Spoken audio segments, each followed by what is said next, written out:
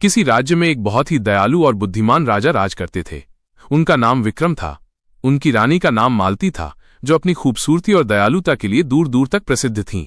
दोनों अपनी प्रजा को बहुत प्यार करते थे और उनकी हर जरूरत का ध्यान रखते थे। एक दिन राजा और रानी अपने महल की बालकनी से राज्य को देख रहे थे। उन्होंने देखा कि एक गरीब किसान बहुत उदास है। राजा ने तुरंत अपने सिपाहियों को भेजा और उस किसान को महल में बुलाया।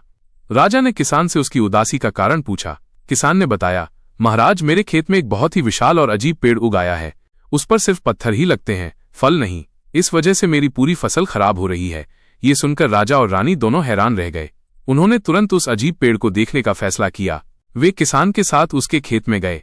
वहां सचमुच एक ऐसा पेड़ था जिस पर फलों की जगह सिर्फ पत्थर लटक रहे थे। राजा विक्रम ने कई विद्वानों और वैद्यों से सलाह ली, लेकिन कोई भी इस समस्या का समाधान नहीं बता सका। सभी ने कहा कि ये एक जादुई पेड़ है जिसका इलाज नामुमकिन है। जब सब हार मान चुके थे, तब रानी मालती ने राजा से कहा, महाराज, इस पेड़ को जड़ से उखाड़ फेंकने के बजाय हम कुछ और तरीका अपना सकते हैं। रानी ने सुझाव दिया कि उस पेड़ को महल के बगीचे में लगाया जाए। राजा ने रानी की बात मान ली और पेड़ को सावधानीपूर्वक उखाड़कर महल के बगीचे में लगा दिया। कुछ दिनों बाद रानी ने एक बड़ा ऐलान करवाया, जो कोई भी इस पेड़ से एक भी पत्थर तोड़ने में सफल होगा, उसे एक सोने का सिक्का मिलेगा। शुरू में तो लोग रानी का मजाक उड़ाने लगे, लेकिन कुछ लोगों ने कोशिश की।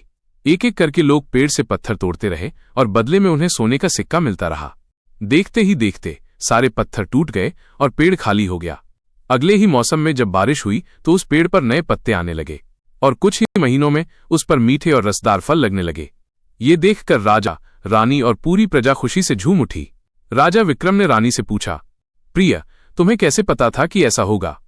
रानी मालती मुस्कुराई और बोली, महाराज, हर समस्या का समाधान ताकत से नहीं बल्कि बुद्धिमत्ता से होता है।